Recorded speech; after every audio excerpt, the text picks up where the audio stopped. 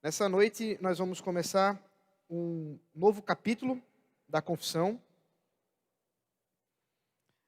Nós, na semana passada, fizemos um panorama do capítulo 9, né? Estudamos o capítulo 9, que trata a respeito do livre-arbítrio. O capítulo 9, ele inicia a porção da confissão que trata sobre salvação, né?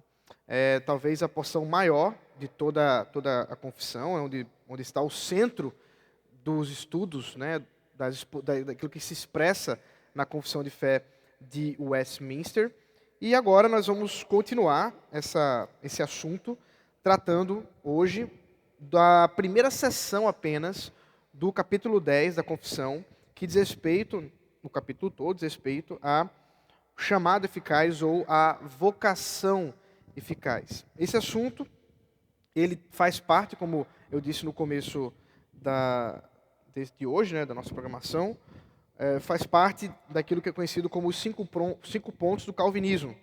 E como eu já falei na semana passada também, os irmãos devem lembrar que, apesar do nome, 5 pontos do calvinismo não foram criados, né, não foram sistematizados por João Calvino. Isso é um apelido que foi dado a partir dos cânones de Dort, né, que foram o resultado, o documento que resultou do sínodo de Dort, que é a reunião de pastores e presbíteros das igrejas da Holanda e algumas igrejas que foram convidadas de outros países, como Escócia, Inglaterra, e ali você teve uma assembleia geral dessas igrejas na cidade de Dordrecht, na Holanda. E a partir disso, você tem a sistematização daquilo que é chamado de 5 pontos do calvinismo, a tulipa, porque, inclusive, aí tem vários motivos, né?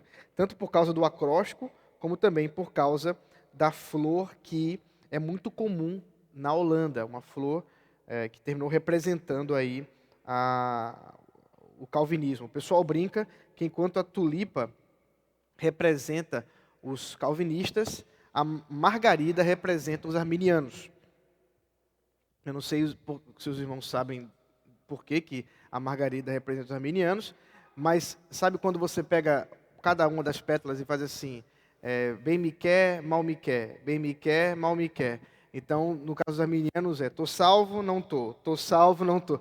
Então, é claro que isso é uma brincadeira de mau gosto calvinista, mas eu talvez não tenha tão bom gosto assim nas minhas brincadeiras. Mas vamos começar fazendo a leitura do capítulo 10, a primeira sessão apenas. Peço que vocês me acompanhem e aí a gente vai expondo aspecto por aspecto.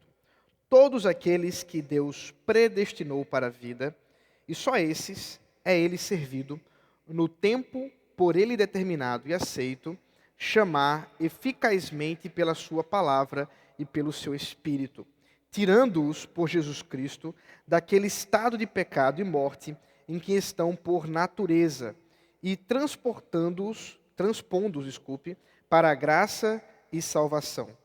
Isto ele faz iluminando os seus entendimentos espiritualmente, a fim de compreenderem as coisas de Deus para a salvação, tirando-lhes os seus corações de pedra e dando-lhes corações de carne, renovando as suas vontades e determinando-as pela sua onipotência para aquilo que é bom e atraindo-os eficazmente a Jesus Cristo, mas de maneira que eles vêm muito livremente, sendo para isso dispostos pela sua graça. Então, esse é o resumo da doutrina da vocação eficaz.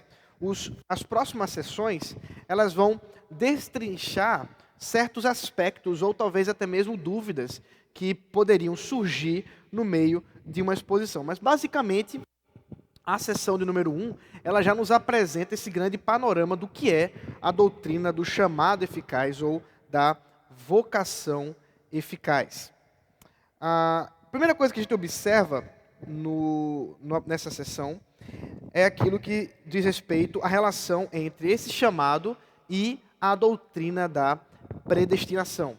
Nós já tratamos sobre a doutrina da predestinação, quando falamos do decreto de Deus, quando falamos sobre a vontade soberana de Deus na salvação e eleger.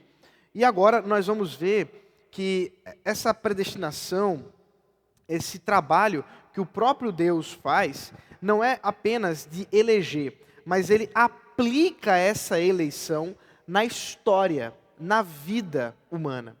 E isso você vai encontrar, por exemplo, de maneira bem resumida, mas marcante, em Romanos, capítulo 8, verso 28 ao 30. É um texto muito conhecido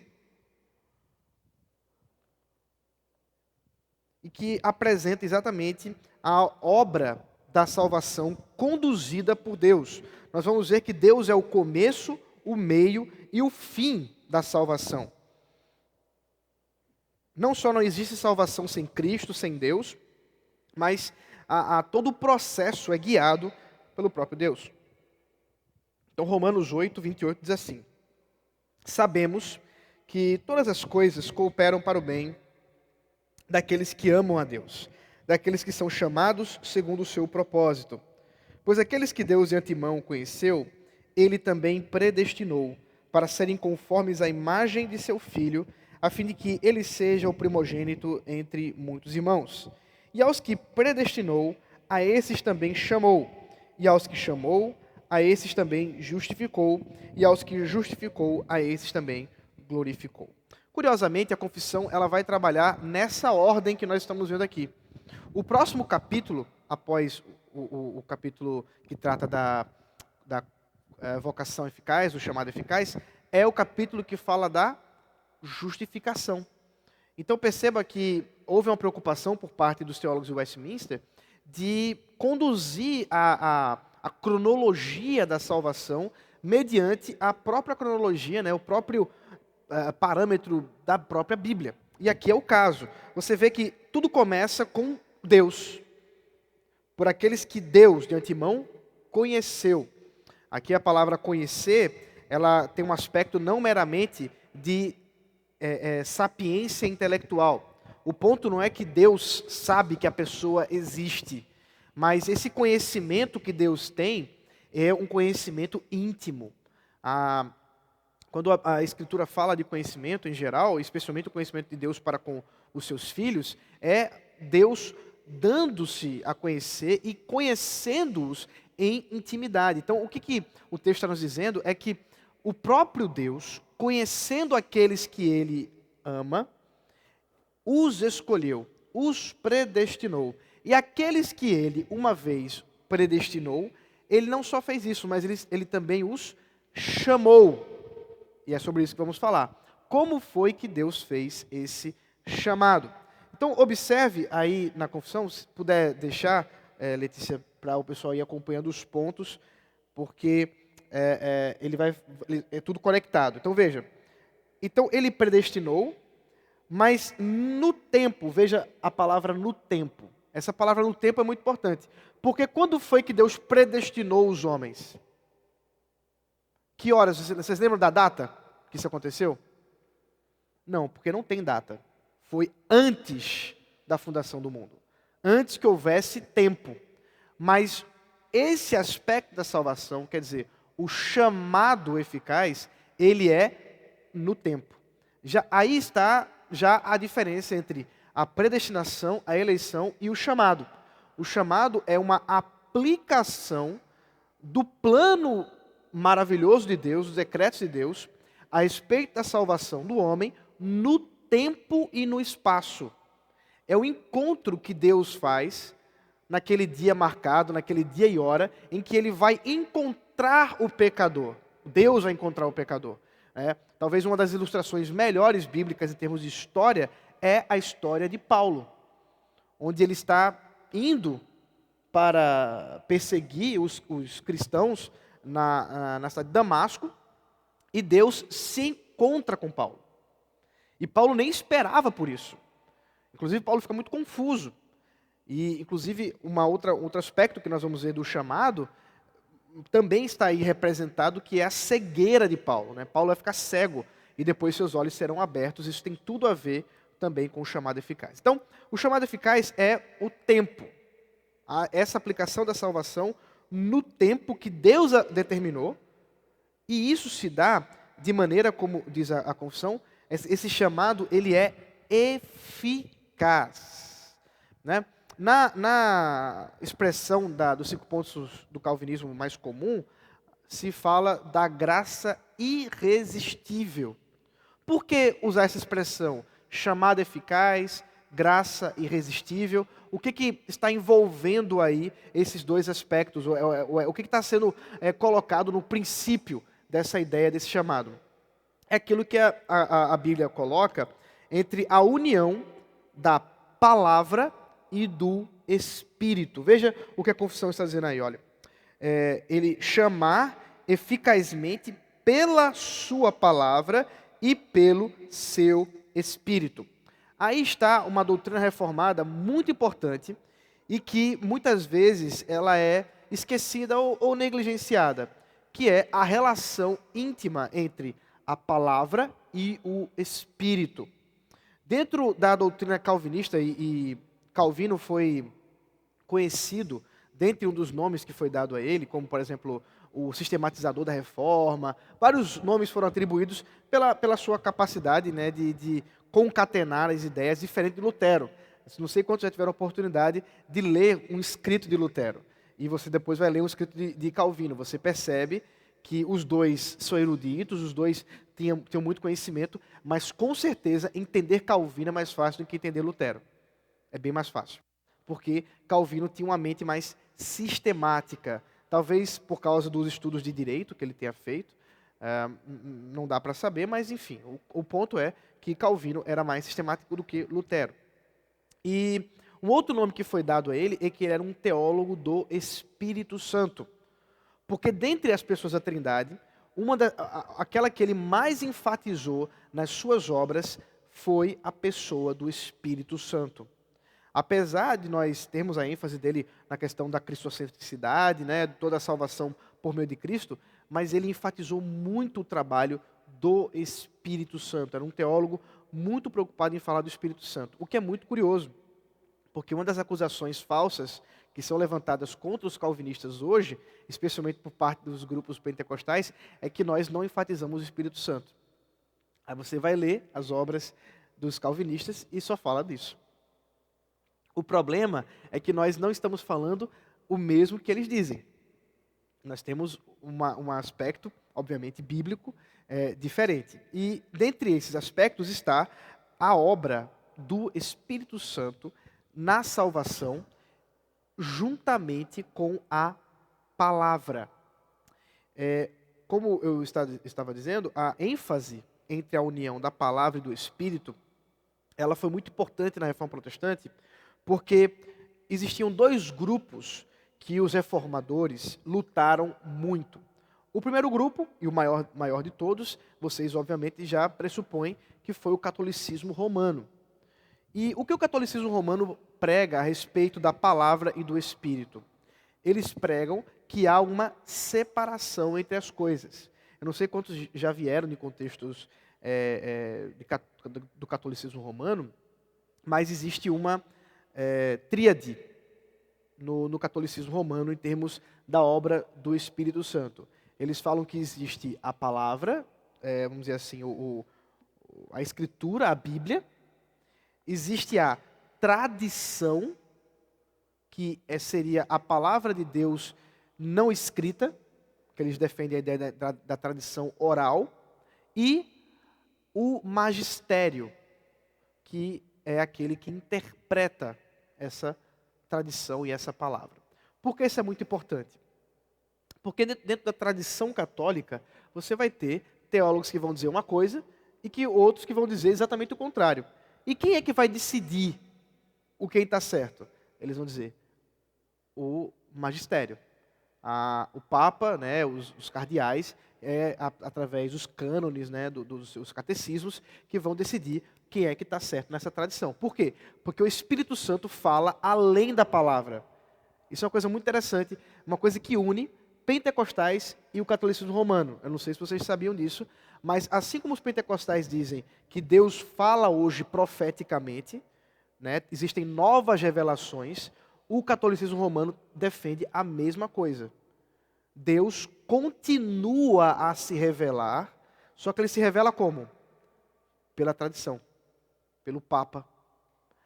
É por isso que quando o Papa fala, ex cátedra, né, a partir da sua cadeira, o que ele está dizendo é a palavra inerrante de Deus, igual à Bíblia. Mesma coisa. É a mesma ideia. Então, os reformadores se levantaram contra isso. Os reformadores lutaram contra esse aspecto, e uma das táticas de mostrar isso é apresentar a doutrina bíblica entre a palavra e o Espírito. Mostrar que o Espírito e a palavra estão unidos, e você não pode dizer que o Espírito fala além da palavra, e nem pode dizer que a palavra pode falar sem o Espírito. Os dois estão unidos. Eu já vou mostrar alguns textos para vocês que apresentam isso. E um outro grupo que os reformadores também lutaram foram os que foram conhecidos como os entusiastas, ou os radicais. Esses grupos seriam como se fossem os pais do pentecostalismo, porque esses grupos também defendiam novas revelações, só que porque eles eram chamados de radicais? Porque a ideia de novas revelações para eles estava muito associada à sua libertação com o poderio, o governo dos reis, né, do magistério da época, dos magistrados da época, né, dos juízes, etc. Então você vai ter um grupo muito rebelde contra o governo daquela época. Até hoje você tem grupos daquela época com aquela doutrina que hoje são conhecidos como os Amishes, os Quakers, né? Você já pegou aquela aveia Quaker, né? Que na verdade é Quaker, né? Mas enfim, isso é outra história. Mas a aveia Quaker, já pegou sabe aquela imagem que tem uma senhorinha, não tem uma senhorinha ali naquela foto? Então, não é uma senhorinha, é um cara, né? Ali uma pessoa, um homem, que representa exatamente a igreja Quaker. Uma das coisas que eles defendem é que os cristãos devem se distanciar desse mundo. E por isso devem evitar as roupas desse mundo. Então eles produzem as próprias roupas, eles produzem a própria comida, né? E uma das coisas que eles são muito famosos é com aveia. Eles produzem muita aveia e vendem, e aí tem a empresa. Mas eu acredito que nem tenha nenhuma relação com os Quakers, não. Talvez até seja uma questão mais simbólica. Mas o ponto é esse. Eu tive até a oportunidade, alguns anos atrás, quando fui aos Estados Unidos, estava na Filadélfia, e a gente eu e Drica, estávamos indo para um teatro evangélico, acho que é o maior teatro evangélico cristão assim, do mundo, é um negócio enorme. Imagine alguma coisa do tipo ali o Classic Hall é o nome? Classic Hall, é isso? O Classic Hall que não tem esse nome, mas é outro nome agora, não é? É Classic Hall mesmo? É o quê? Ah, era Chevrolet e voltou a ser Classic. Ah, tá. Então eu estou bem desinformado, desculpa aí, gente. Então, tem um Classic Hall ali, pronto. Imagina um negócio daquele tamanho, mais ou menos, só que aquilo ali é um teatro evangélico. Então, tem na Filadélfia, onde eles fazem teatros Arca de Noé. Eu tive a oportunidade de ver a Arca de Noé, era animal pra caramba, mas enfim. Estávamos indo a caminho e tinha uma carroça do nosso lado. A gente estava de carro e a carroça do nosso lado. E aí tinha uma senhorinha, né, com a roupa bem daquela do século XVII, um cara com a roupa do século XVII, e a gente seguiu. Quando a gente chegou lá, eles também estavam indo para o teatro. A gente se encontrou porque eles também estavam indo para lá. E o que eu achei curioso é que eles estavam com aquela roupa, né, toda parafernália, toda do século XVII, mas ela estava com uma câmera Nikon enorme, assim, com uma lente desse tamanho. Eu fiquei me perguntando, e aí produziu? Foi ela que produziu isso aí. Mas, enfim, acontece. Nem nós somos coerentes, imagine eles, né? Enfim, esse grupo, eu não sei quantos também já tiveram oportunidade de ver o pessoal da Igreja Congregação Cristã do Brasil. Tem coisas parecidas também nesse sentido. Aqui em Recife não é muito forte, né? Vocês devem ver poucos. Em São Paulo é muito forte. Quase toda esquina você encontra uma congregação cristã do Brasil. É uma padaria, uma pizzaria, uma congregação. Enfim, uma das coisas comuns na liturgia desse pessoal é que eles entendem que o Espírito Santo ele tem que falar com as pessoas de maneira direta. Então, a palavra, ela tem um lugar um tanto quanto lateral nessa história. E na liturgia deles, eles entendem que Deus tem que dizer na hora como vai ser. Senão, não é o Espírito Santo. Se você preparou antes, não é o Espírito Santo. Então, por exemplo, quem vai dirigir o culto? Deus vai tocar no coração na hora. Quem vai pregar? E nesse tempo de pandemia, você pode procurar no YouTube, você vai achar. Eu andei assistindo um culto desses e achei muito curioso, porque o senhor que estava dirigindo o culto, ele começou, né? Aí fazia assim, vamos cantar mais um hino, tanto, então vamos cantar. Eu fiquei pensando na banda, né? O pessoal aqui reclama que eu trago uns cantos assim meio em cima da hora. Eu fiquei imaginando na hora como é que ia ser. Porque ele diz assim, 350. Era na hora, tinha que tocar o 350, porque o Espírito Santo falou. E se não sabe tocar, então não é de Deus. É óbvio, o raciocínio é tudo conectado. Aí, ele chegou a hora da pregação. Ele fez assim, vamos orar para Deus tocar no coração de quem vai trazer a palavra. Então ele orou e ficou do ladinho assim e esperou. Aí eu adiantei, né? 5 minutos depois, ninguém foi, aí ele fez. Então, vamos ver o que Deus vai falar com a gente hoje. Aí deu uma folheada e falou por mais 45 minutos. Não sei como, eu fiquei admirado. Aí é o inverso, né? Eu fiquei admirado como é que ele conseguiu falar por tanto tempo, sem ter preparado nada, mas talvez ele já tivesse uma colinha ali no bolso, né? Mas o ponto é que o Espírito Santo, para falar, ele tem que falar o quê? Diretamente com a pessoa. Ele não está atrelado à palavra. Isso no tempo dos reformadores também aconteceu. Muitos vieram dizer, não, nós temos agora novas revelações, novas doutrinas, e os reformadores disseram, não. O Espírito Santo é aquele que inspirou as Escrituras e ele fala conosco pela palavra. E foi exatamente por causa dessa doutrina que a Reforma Protestante ela não caiu nas heresias que muitos desses começaram a defender ao dizer que Deus trouxe novas revelações. Vocês vão lembrar que a maioria, se não todas, as seitas, elas têm esse aspecto de Deus falando além da palavra. Um anjo que desceu, aí trouxe um novo livro, um Moroni, né, uma profetisa como Ellen White, e outros grupos heréticos que também têm essas características de Deus falar fora da sua palavra. Agora veja comigo, segunda Tessalonicenses, segunda carta aos Tessalonicenses, capítulo 2, verso 13 ao 14.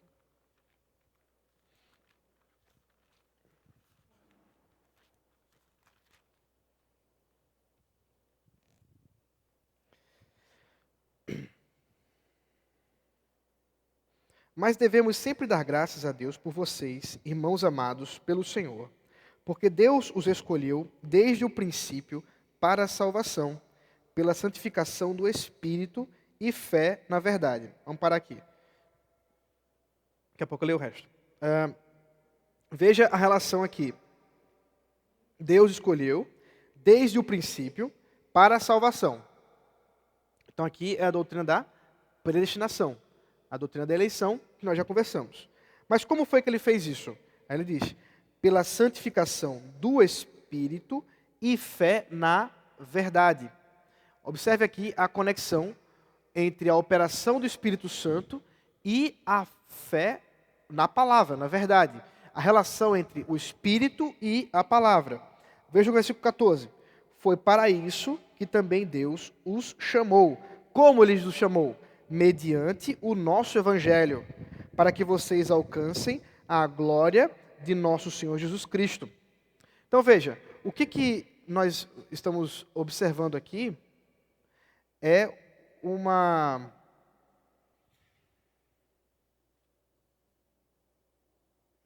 É impressão minha ou caiu Não? Tá. Aqui ficou preto, mas tudo bem.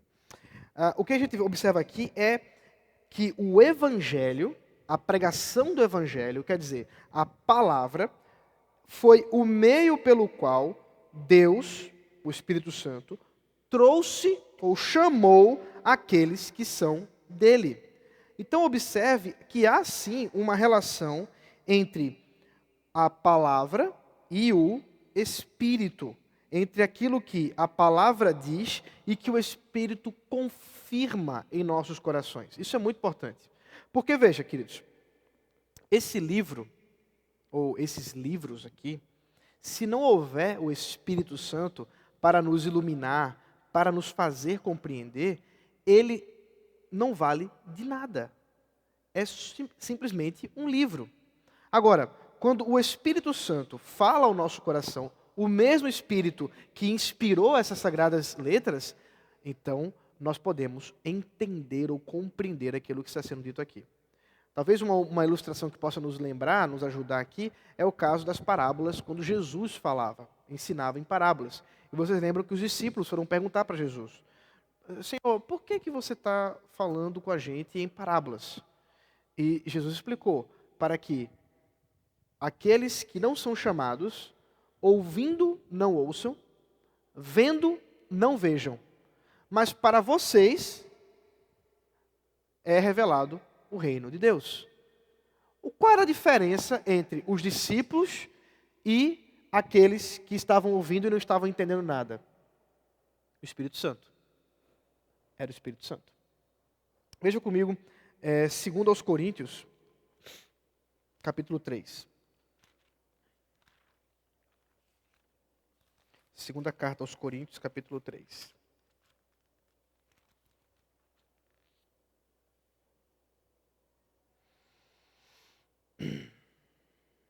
A partir do versículo 3.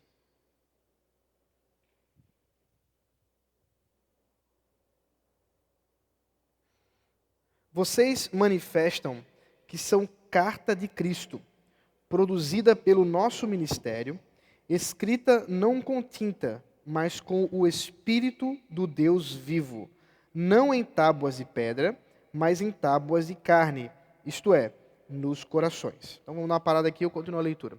Veja, o apóstolo Paulo está falando sobre a operação do Espírito Santo e está tratando aqui do Espírito Santo agora falando nos nossos corações. E ele fala nos nossos corações como se estivesse escrevendo, agora não com tinta, né? Ele está escrevendo diretamente em nós. Mas o que ele está fazendo isso? Como é que isso acontece? É o versículo 4. E é por meio de Cristo que temos tal confiança em Deus. Não que por nós mesmos sejamos capazes de pensar alguma coisa, como se partisse de nós. Pelo contrário, a nossa capacidade vem de Deus, o qual nos capacitou para sermos ministros de uma nova aliança, não da letra, mas do Espírito, porque a letra mata, mas o Espírito vivifica. Aqui está um dos textos que eu sei que muita gente interpreta muito mal. Geralmente, quando você vê alguém querendo defender a ideia anti-intelectual, né? Não, para que doutrina? Para que teologia? Porque a letra mata e o Espírito vivifica. Amém, irmãos? Não, isso tem nada a ver com o que o apóstolo Paulo está dizendo aqui. Pelo contrário. O que é letra aqui? Quem sabe o que ele quer dizer por letra aqui? A lei. A letra da lei. Por quê? Porque um pouco antes ele falou das tábuas de pedra. O que foi escrito em tábuas de pedra? A lei. Então, ele está fazendo um contraste aqui entre aquilo que se operava na primeira administração do pacto da graça, né, e como é que o povo de Deus se relacionava com Deus através da lei e de todo aqueles parâmetros que eram estabelecidos no templo e tudo mais. E agora, em como isso é feito não mais pela letra da lei, mas agora pelo Espírito. Agora, observe bem. Esse Espírito, ele não está falando além da própria Sagrada Escritura. Porque, inclusive, quem está escrevendo é o apóstolo Paulo, inspirado por Deus na Sagrada Escritura. Mas ele está falando além da lei do Senhor. Essa é a confusão que se fala. O contraste não é entre a palavra e o Espírito, mas entre a lei que nos servia como uma condenação, porque nós éramos incapazes de cumprir a lei, e o Espírito que habita em nós e nos torna capazes de cumprir essa lei em Cristo. E nós vamos falar melhor sobre isso quando vamos falar sobre justificação. Mas já agora podemos ver a relação entre a palavra e o Espírito. Essa relação não está somente nesses dois textos que eu estou apontando para vocês, mas veja, aquilo que Deus revela nas Sagradas Escrituras, em que Ele demonstrou, isso é o primeiro capítulo, né, que nós já vimos, que Ele revelou na sua palavra. O grande ponto da palavra de Deus é Jesus Cristo. Ele é a grande revelação e o meio pelo qual Ele veio para salvar, né, os motivos que o levaram a vir, encarnar e etc. Então, a partir do momento que as Sagradas Escrituras demonstram isso, como por exemplo Hebreus fala, que aquilo que antes foi dito pelos profetas e pelos pais, agora se manifestou entre nós, que é Jesus Cristo, agora está falando entre nós diretamente por ser Jesus, nos aponta para a grande conclusão da revelação do próprio Deus. Agora, o que nós vemos? Primeiro, a revelação está aqui nas Sagradas Escrituras, mas ela não tem valor se o Espírito Santo não falar conosco pela sua palavra. Assim como nós atribuímos palavras ao Espírito Santo sem que elas estejam aqui nas Sagradas Escrituras, nós cairemos num grande problema. Porque as Sagradas Escrituras, elas julgam tudo. E como é que nós podemos acrescentar alguma coisa àquilo que está sendo dito? Cairemos no problema das heresias da Igreja Católica Romana e dos entusiastas que trouxeram essas novas doutrinas. Então, o que nós observamos, como o próprio apóstolo Paulo diz, se um anjo vier e trouxer um evangelho diferente desse que já vos foi anunciado, que seja anátema, que seja uma maldição. A seriedade com que o apóstolo Paulo está falando isso é para assegurar que há um só evangelho. E, portanto, nós não deveríamos ir atrás de novas revelações, de novas doutrinas, como se nós não estivéssemos satisfeitos com aquilo que Deus já nos revelou. Mas isso tudo é um parêntese, porque o texto, a confissão não está falando exatamente sobre isso. Isso é o assunto do primeiro capítulo, nós já falamos sobre isso. Mas o ponto é que o chamado eficaz é pela palavra e pelo Espírito. E é por isso que é eficaz. Porque o que garante a eficácia do chamado para a salvação? Aquele que chama. Deus não está fazendo um psil para a pessoa. Deus está chamando pelo nome. E nós vamos ver como ele faz isso. Mas esse chamado, portanto, ele é eficaz porque é o próprio Deus quem está operando esse chamado. É o próprio Deus quem vai até o coração. E ele faz isso de que forma? Primeiro, tirando-os por Jesus Cristo daquele estado de pecado e morte em que estão por natureza e transpondo-os para a graça e salvação. Então, o chamado que Deus faz pelo Espírito Santo começa com uma mudança de estado, uma mudança no coração.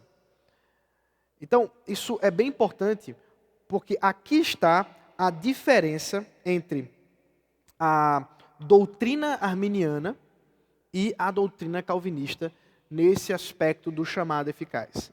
Como é que os arminianos acreditam?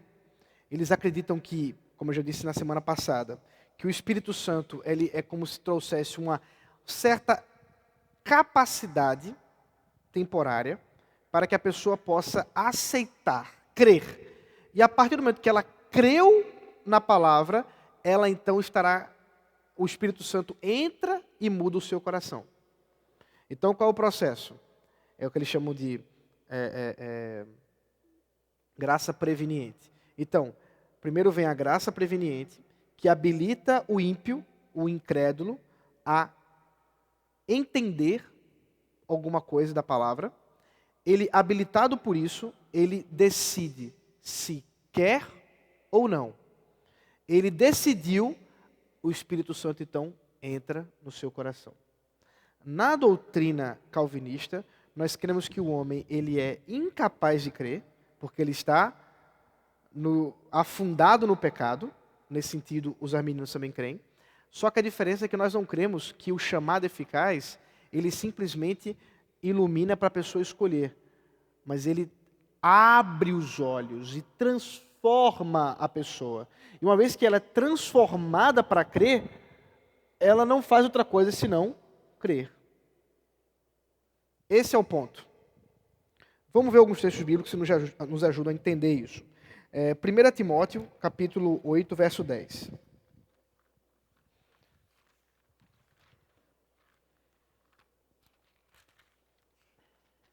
1 Timóteo, eu falei capítulo 8, não, é 1 Timóteo capítulo 1, verso 8 a 10. Ou não? Estou achando que eu não coloquei o capítulo, peraí. Deixa eu ver aqui.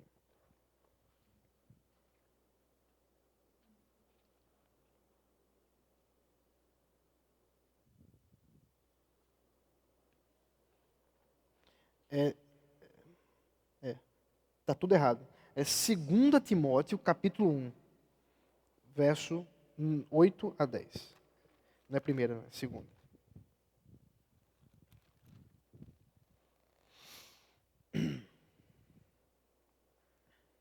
Isso.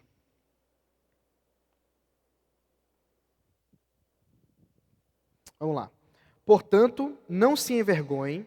Então, 2 Timóteo, capítulo 1, verso 8. Portanto, não se envergonhem do testemunho de nosso Senhor, nem do seu prisioneiro, que sou eu.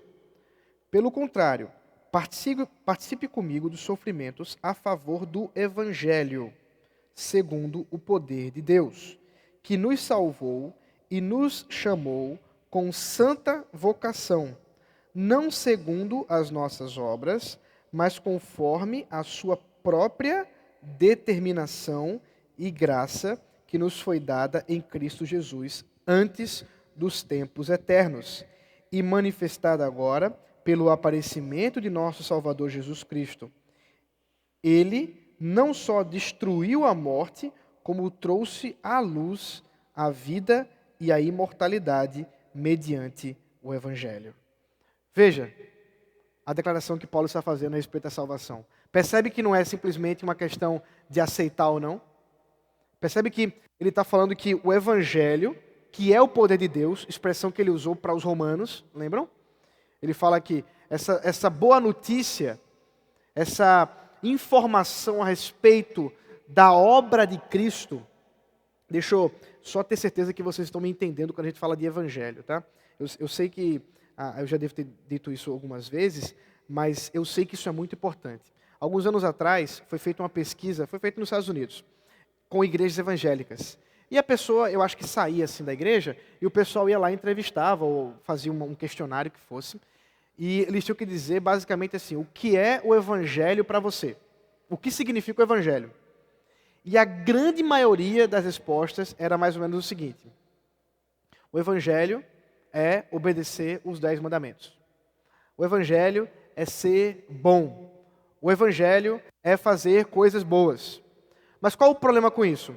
É que o Evangelho não tem nada a ver conosco. O Evangelho não tem nada a ver com aquilo que nós fazemos. O Evangelho é uma boa notícia porque diz respeito ao que Cristo fez.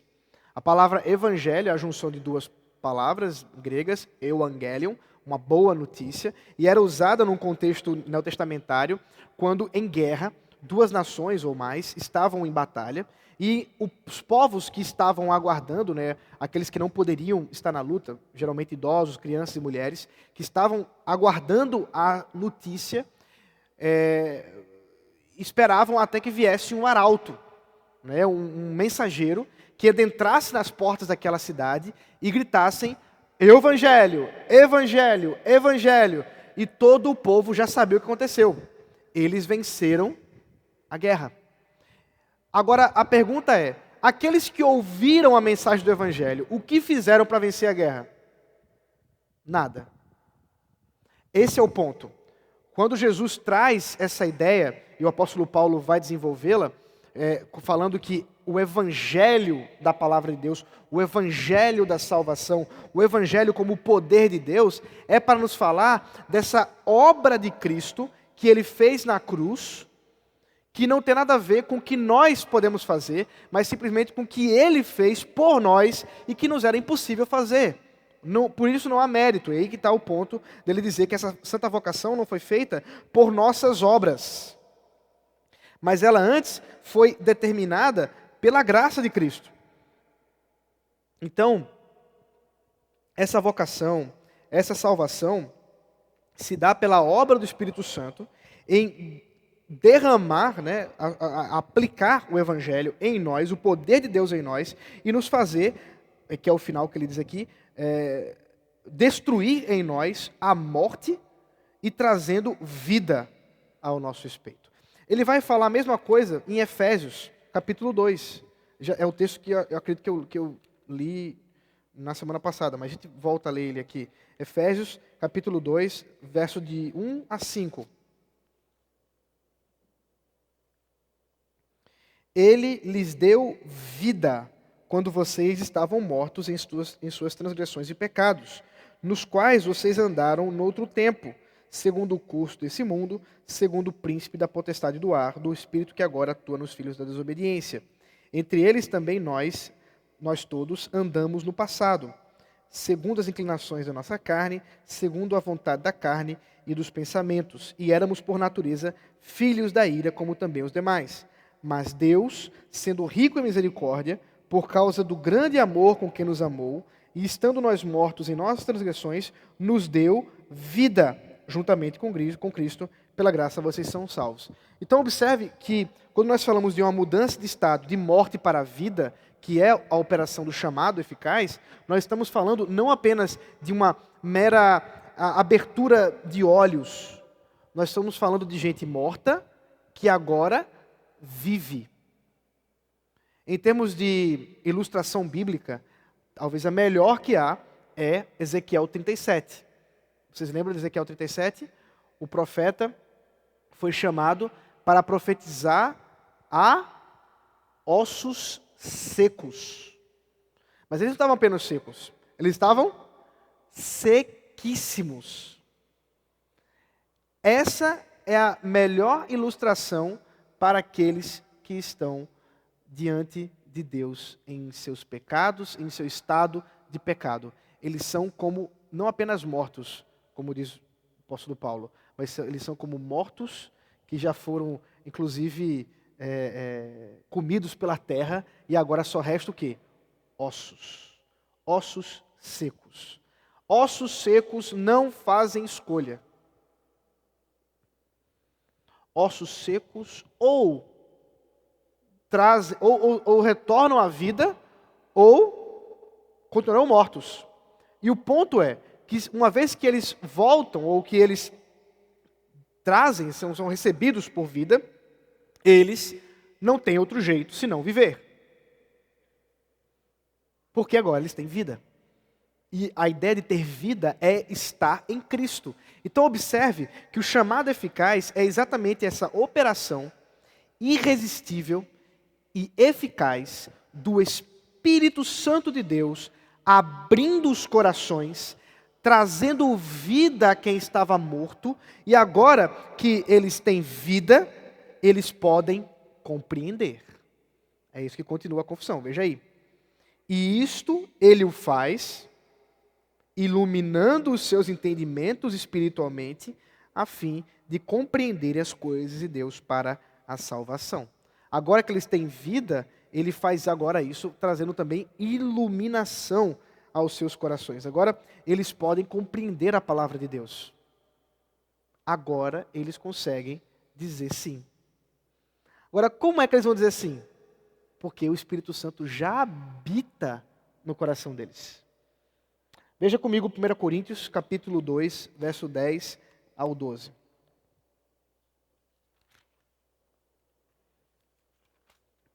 1 Coríntios, capítulo 2, verso 10 ao 12. Deus, porém, revelou isso a nós por meio do Espírito, porque o Espírito sonda todas as coisas, até mesmo as profundezas de Deus. Pois quem conhece as coisas do ser humano, a não ser o próprio espírito humano, que nele está? Assim, ninguém conhece as coisas de Deus, a não ser o Espírito de Deus. E nós não temos o Espírito do mundo, e sim o Espírito que vem de Deus, para que conheçamos o que por Deus nos foi dado gratuitamente. Então, o raciocínio aqui que o apóstolo Paulo está fazendo é muito simples. O que faz, se você chegar para um cachorro e dizer assim, sei lá, me dá um nome de cachorro aí.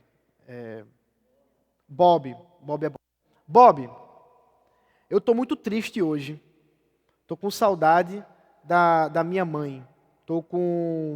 Eu estou muito triste hoje porque meu time perdeu. Meu time de futebol preferido perdeu. Vocês acham que o cachorro vai entender isso? Ele pode olhar para sua cara, até ficar meio triste junto com você, uma certa empatia de cachorro. Mas para entender, o que eu posso dizer assim, para entender um ser humano, somente outro ser humano. É preciso que haja espírito humano para que alguém possa compreender o espírito humano. Aí ele continua. E para entender o Espírito de Deus? E para entender a vontade de Deus? Somente o Espírito de Deus. E aí é que ele fala, e quem nos está revelando isso é o Espírito de Deus. Então qual é a função do Espírito Santo no sentido de entender a vontade de Deus? É o Espírito Santo quem nos concede isso, quem nos dá essa capacidade de compreender aquilo que ele diz. O próprio Espírito diz. Portanto, é exatamente na habitação do Espírito Santo, ao já termos sido habitados pelo Espírito Santo, que o Espírito Santo poderá falar conosco. Efésios capítulo 1, verso 17, diz assim: Peço ao Deus de nosso Senhor Jesus Cristo, o Pai da glória, que conceda a vocês espírito de sabedoria e de revelação, no pleno conhecimento dele. Peço que ele ilumine os olhos do coração de vocês, para que saibam qual é a esperança da vocação de vocês, qual é a riqueza da glória da herança nos santos. Então, a quem nós rogamos para que possamos compreender a palavra, para que possamos entender aquilo que está revelado nas Sagradas Escrituras? O Espírito Santo. Porque foi ele que inspirou os autores, ele é o autor, ele conhece e ele que nos comunica.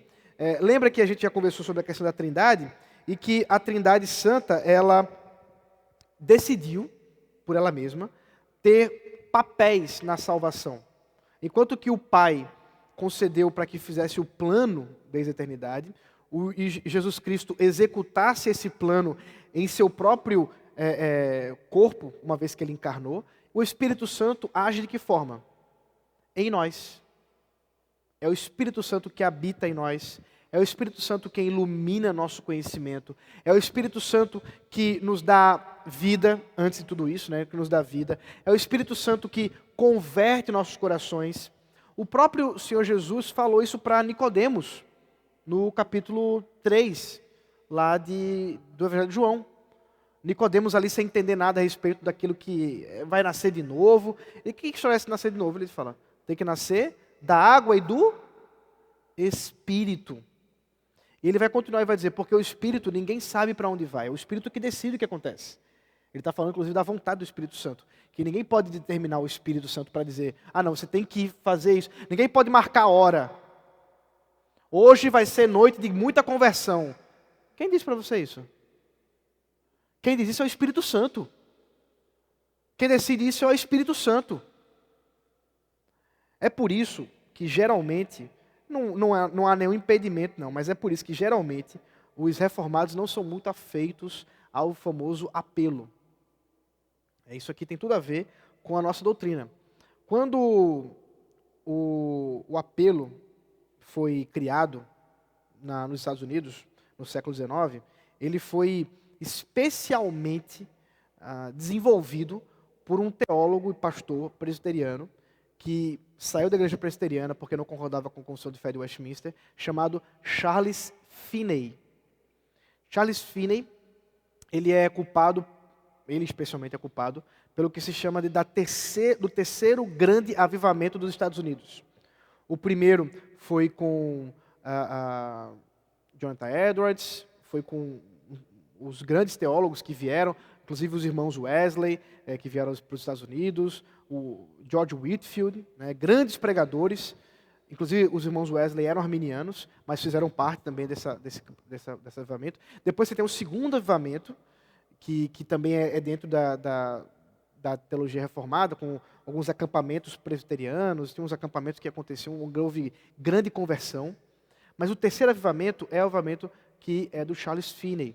E ele dizia o seguinte: com a minha metodologia de fazer cruzadas, eu consigo produzir um avivamento em qualquer cidade. Então o que ele fazia? São uns dados históricos só para vocês entenderem como é que as coisas acontecem. Talvez vocês fiquem um pouco escandalizados com o que eu vou dizer, mas enfim, é verdade o que eu estou dizendo.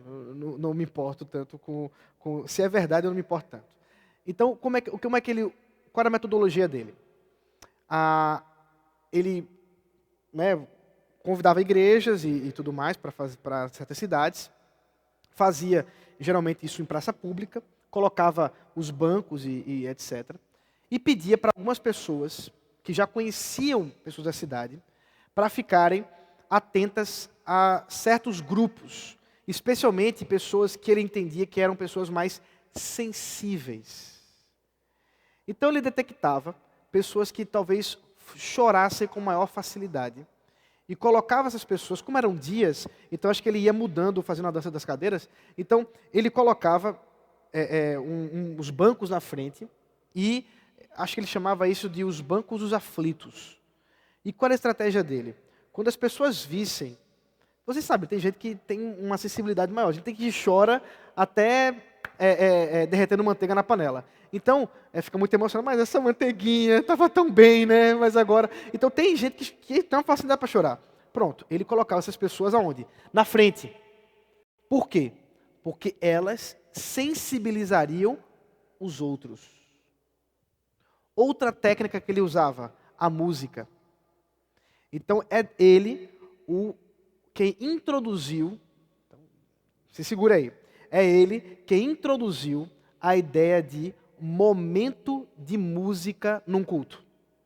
Até então, as liturgias, se você for observar as liturgias históricas, você vai encontrar os cânticos sendo pincelados dentro da liturgia, aquele cântico de adoração, cântico de invocação, cântico de confissão, cântico de intercessão e tudo mais. Mas ele entendia que os cânticos, eles serviam para preparar e emocionar os corações. Então, você já deve ter ouvido, ou já deve ter visto isso, que é muito comum hoje, quando o cara está pregando, vem alguém tocando um tecladinho, né? Sempre com notas menores, hein, Ovídio? Bota aquelas notas menores, aquela coisa toda aí. Rapaz, se você não chorar pela música, o que o cara estiver dizendo pouco importa. Quem começou isso? Charles Finney. E ele arrebanhou multidões para isso. Então as músicas, elas não tinham mais o foco. Olha como a coisa mudou. O culto, ele tem como foco quem, gente? Deus. Mas, não. Ô, Arthurzinho, não te converte. O culto, ele tem como foco, o culto a Deus, ele tem como foco Deus.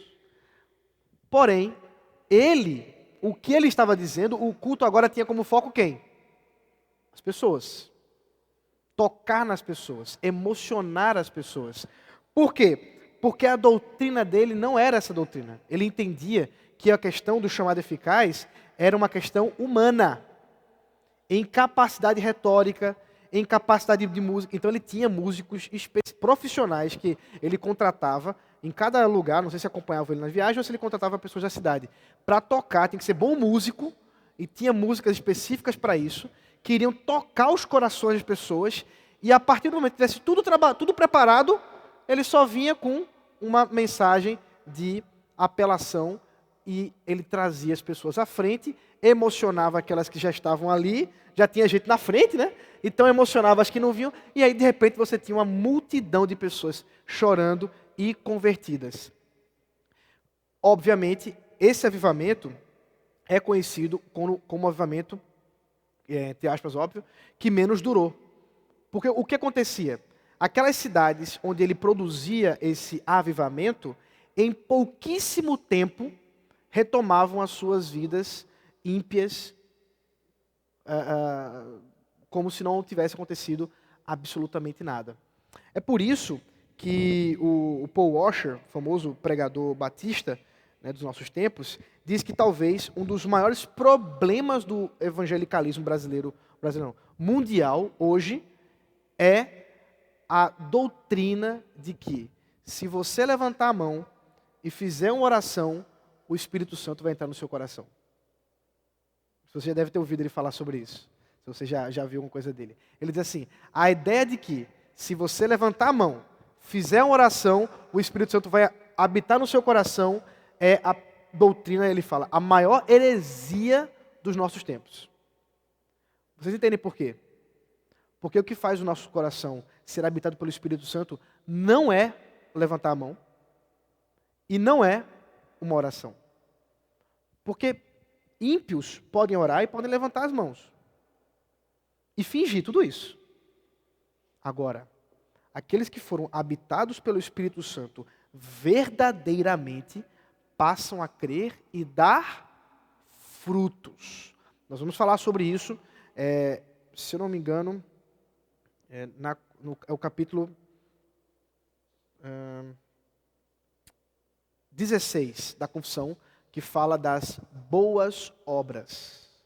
Então nós vamos chegar lá, o que as boas obras têm a ver com isso. Mas então perceba que essa doutrina, ela é muito importante para a gente entender os nossos dias. E o problema de hoje, da gente ver tanto crente nominal, tanta gente que diz assim, não, eu já fiz minha oração, eu levantei a mão. Eu me lembro do meu tio, que ele dizia isso, né? Inclusive eu confrontei ele, graças a Deus eu tive tempo de confrontá-lo antes dele ser levado por Deus para a glória, né? Ele dizia isso com a plenos pulmões, que quando Billy Graham esteve, acho que nos anos 80, aqui no Maracanã, não foi no Maracanã ou foi no Geraldão? Eu não sei se, é porque minha família já rodou esse Brasil inteiro, mas eu não sei se foi no Rio ou se foi aqui que Billy Graham teve. Billy Graham teve aqui em Recife algumas vezes, né? Vocês sabem. Billy Graham, ele tem muitas coisas boas, mas um dos problemas dele é que ele era um seguidor de Charles Finney nesse sentido das cruzadas.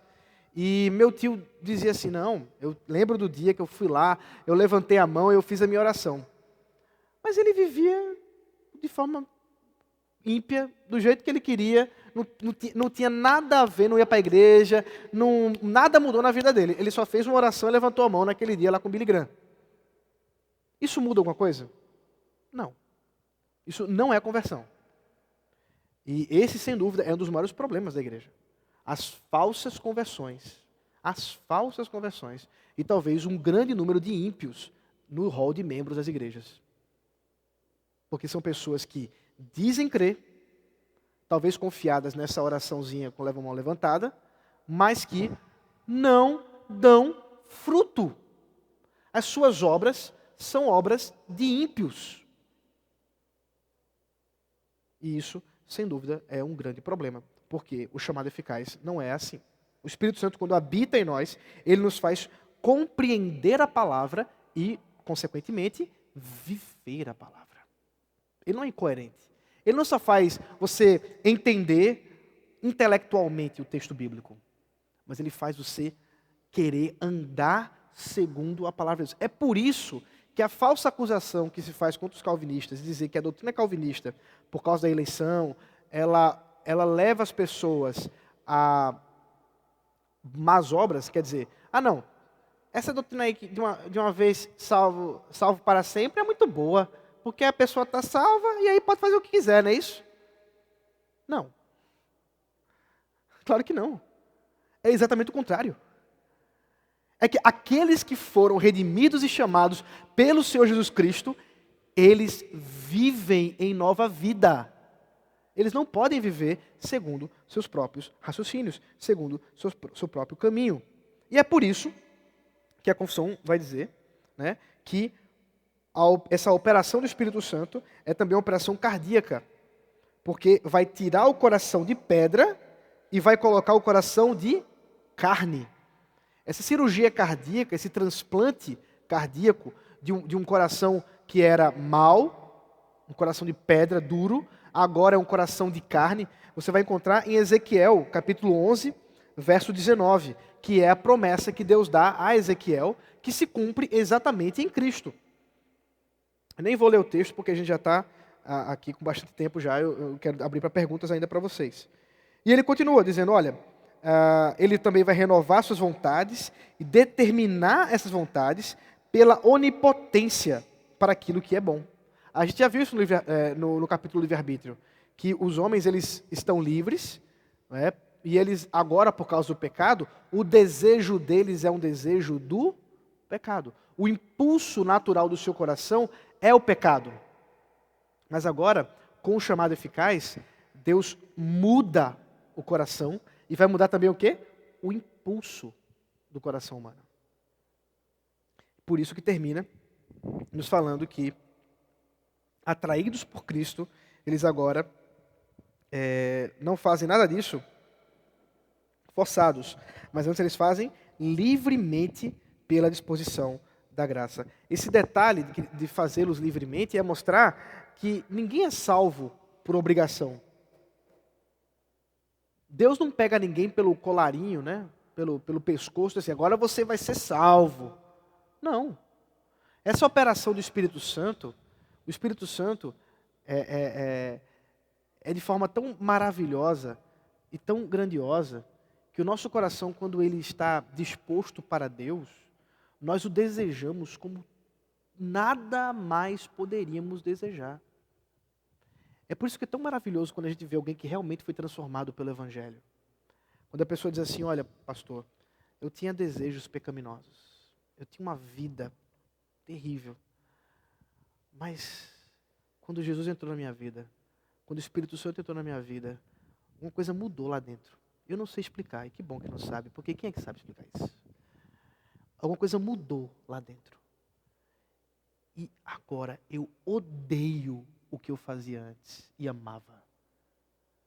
Mas agora eu vivo em uma nova vida. Isso é testemunho real. Isso é testemunho de alguém que andava por um caminho e agora anda por outro. Porque ele foi atraído a Cristo. Veja João, para a gente encerrar o último texto que eu queria ler com vocês. O Evangelho de João, capítulo 6.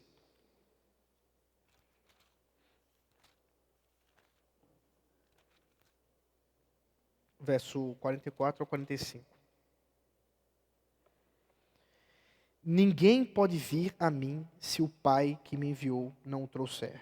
E eu o ressuscitarei no último dia. Está escrito nos profetas, e todos serão ensinados por Deus. Portanto, todo aquele que ouviu e aprendeu do Pai, esse vem a mim. A doutrina chamada eficaz é uma doutrina linda. Ela é linda porque ela é real, revelada nas Escrituras. Ela é linda porque ela coloca a cada um de nós no devido lugar, ao sabermos que nós não podemos transformar corações. Isso é uma bênção para os pregadores, porque eu tenho a certeza que eu não posso convencer vocês do Evangelho. Não existe técnica nenhuma. Eu poderia aqui botar a banda que fosse, de heavy metal a funk carioca, o que fosse. Podia colocar aqui. Podia lotar isso aqui, colocando a placa ali na frente, cerveja e churrasco de graça, só vir. Podia fazer tudo isso. Mas nunca poderia mudar o coração de vocês. Nunca. Só quem muda os corações é o Espírito Santo pela palavra. Só. Somente. É por isso que nós também somos chamados para pregar o Evangelho. Aí está a explicação do porquê a doutrina calvinista nos leva a pregar o Evangelho. É mais uma vez uma falsa ideia que muitos dizem. Vocês que dizem aí de predestinação, de eleição, não acreditam em missões, não acreditam em evangelização. Não. Pelo contrário. A gente acredita porque Deus disse que esse é o meio pelo qual as pessoas eleitas serão trazidas. Elas não serão trazidas de outra forma. Isso não foi concedido a anjos. Mas as pessoas vêm pelo chamado da palavra de Deus. O chamado eficaz da palavra de Deus. Nós vamos ver nas próximas sessões que há uma diferença entre chamado externo e chamado interno. O chamado externo é a pregação da palavra que deve ser feita a todos. E isso é feito pela igreja. Quem de forma externa, chamando todos ao arrependimento, é a igreja, o pregador, ou seja lá quem estiver falando, num individual, um público, o que seja. Mas o chamado interno, só o Espírito Santo pode fazer. E aprove ao Senhor fazer isso pela palavra. Pela palavra. Existe uma parte da sessão, uma sessão do capítulo 10, que trata sobre os casos de exceção. Talvez vocês já tenham pensando nas perguntas. A gente vai falar sobre isso. Mas essa é a forma ordinária que o Espírito Santo chama pecadores que foram eleitos e amados por Deus. Pela palavra e pelo Espírito. Vamos orar e eu vou abrir para perguntas. Santo Deus maravilhoso, obrigado pelo privilégio que o Senhor nos dá agora de mais uma vez aprendermos mais da tua doutrina, da tua palavra maravilhosa e o quanto ela nos edifica e garante, Senhor, a nós que aquilo que o Senhor começou como uma boa obra em nos chamar, o Senhor há de concluí-la em Cristo Jesus, até aquele dia que Ele virá para glorificar a nós e nos dar a maravilhosa oportunidade e privilégio de viver eternamente contigo. Nos dá a alegria da salvação, a certeza da salvação e a convicção de que aquilo que o Senhor faz conosco ao nos chamar é uma obra eterna. Em nome de Jesus Cristo, amém.